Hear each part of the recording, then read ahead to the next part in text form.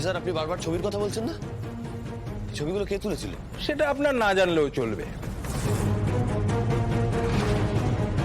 না না না না, জানতে তো হবেই। এই ছবিটা আসল ঘটনার সোর্সটা গুলিয়ে দিচ্ছে, অথচ আমরা জানবো না এই ছবিটা কে তুললো, কোথা থেকে এলো, আমরা জানবো? আর অতটা দূরে ঠায় দাঁড়িয়ে প্রত্যেকটা মুহূর্তের ছবি তুলেছে কে সে?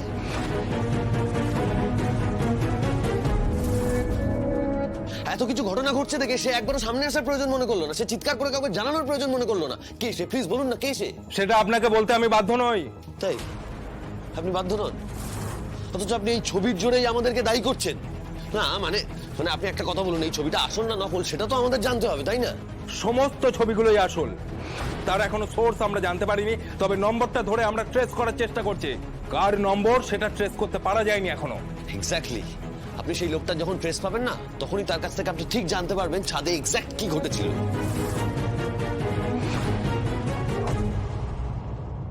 আপনি ছবিটা আরেকবার দেখাবেন?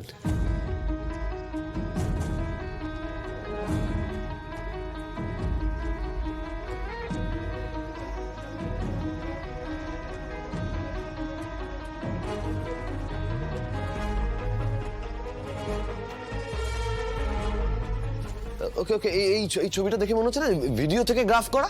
হ্যাঁ, তার মানে তো এটার ভিডিও আছে। এই লোকটাকে খুঁজে পাওয়া দরকার। এই লোকটা হয়তো দূর থেকে পাশের কোনো ছাদ থেকে এই ভিডিওটা করেছে।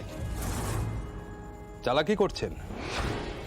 ওই ভিডিওটা পাওয়া গেলে সবার আগে ফাঁসবেন কিন্তু আপনারা। আর তাই জন্যেই সোর্সটা জেনে নিয়ে ভিডিওটাকে হাতানোর চেষ্টা করছেন নাকি? সেই জন্য ছবিকে পাঠিয়েছে সেটা জানার এত কৌতূহল।